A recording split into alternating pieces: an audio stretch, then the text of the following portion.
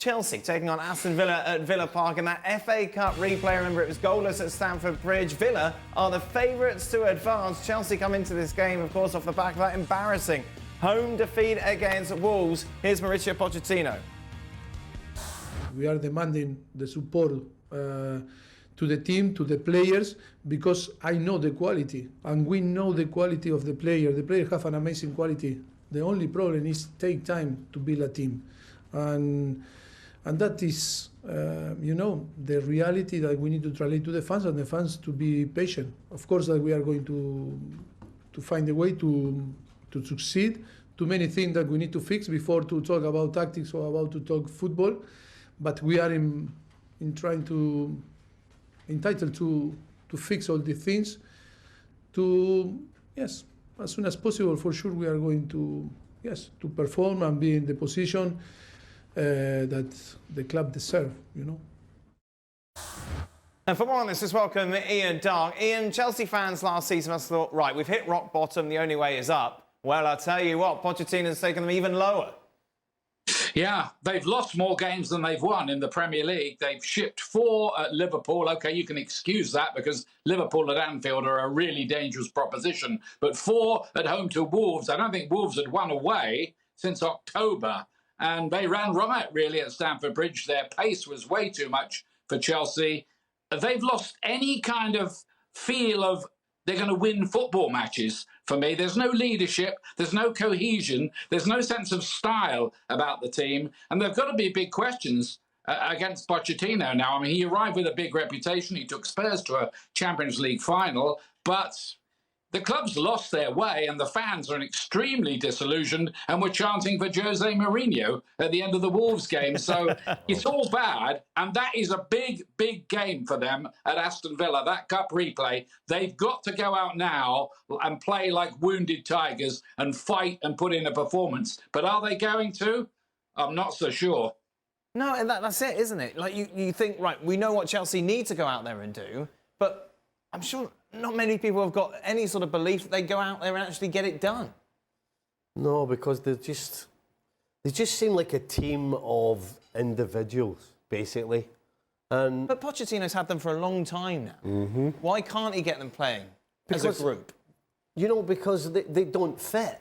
The skill sets don't fit with one another. The personalities maybe don't, there's certain things, chemistry and personality within a team is important. And the one thing that we don't see is what happens day to day.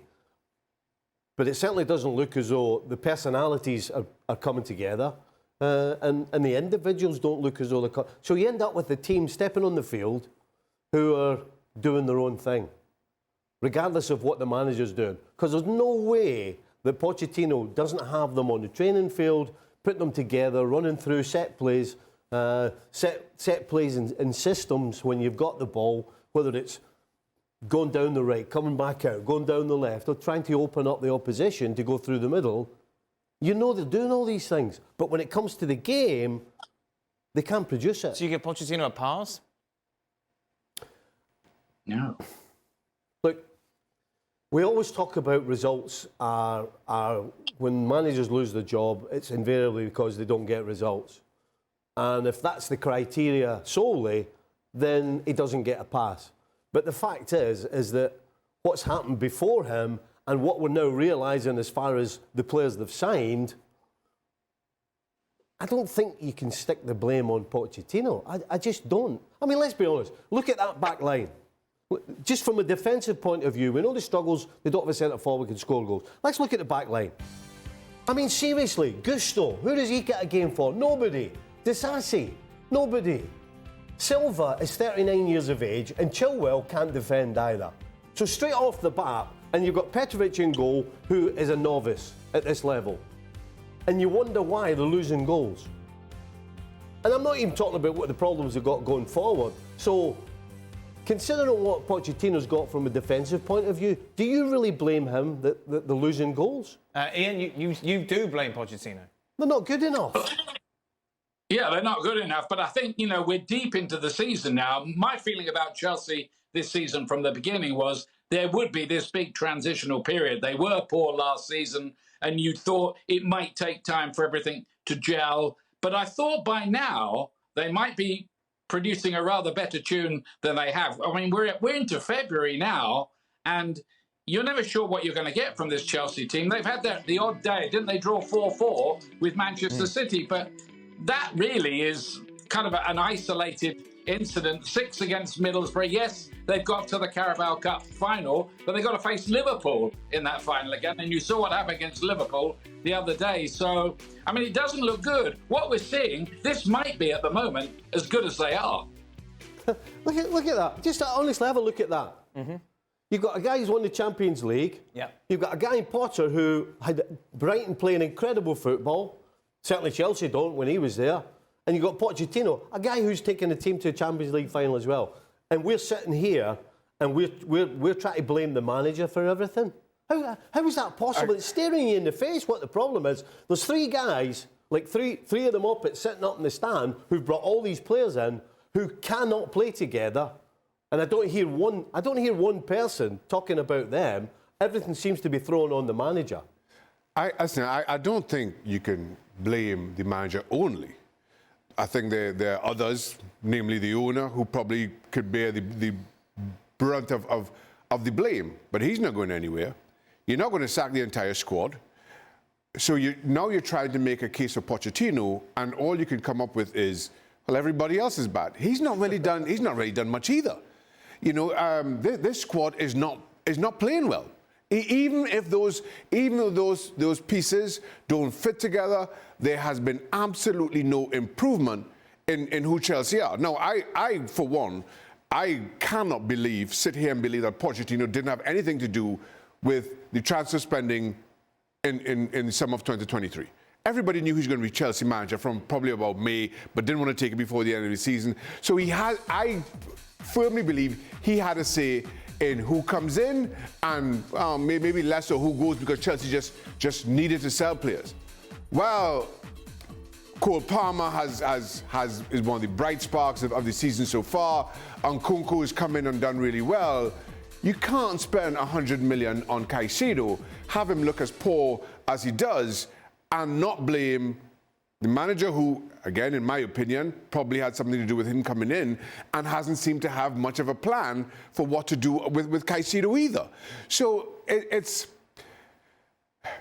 To Stevie's point, maybe he isn't entirely to blame, but he has a lot of blame to bear here. So if Pochettino's out the door, Ian, who comes in? Does it make any difference who comes in and can get some sort of tune out of this team?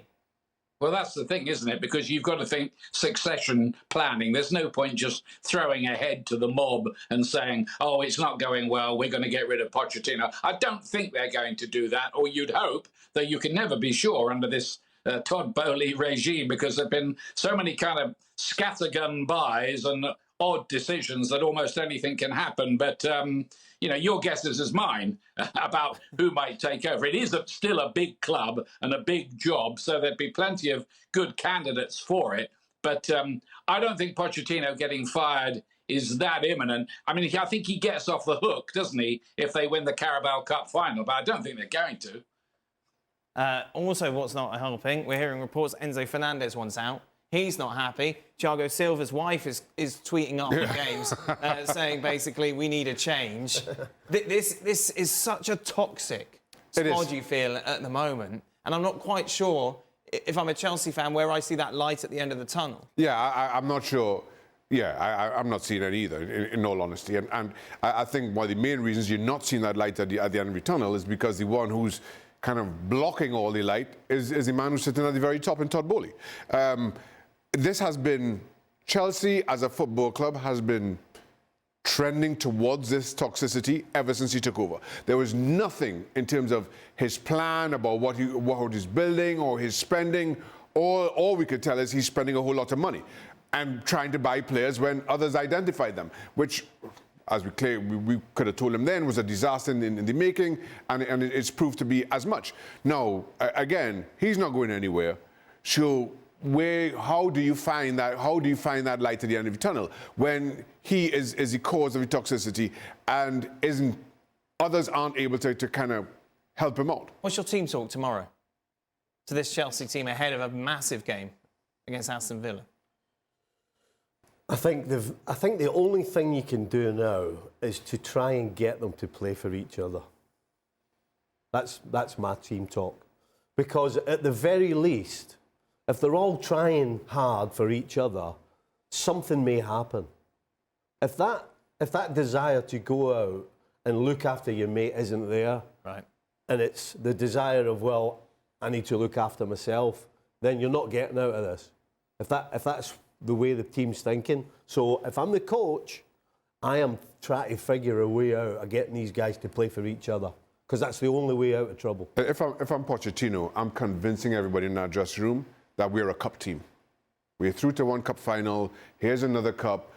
The league will take care of itself. We'll figure that part out next season or whenever it is.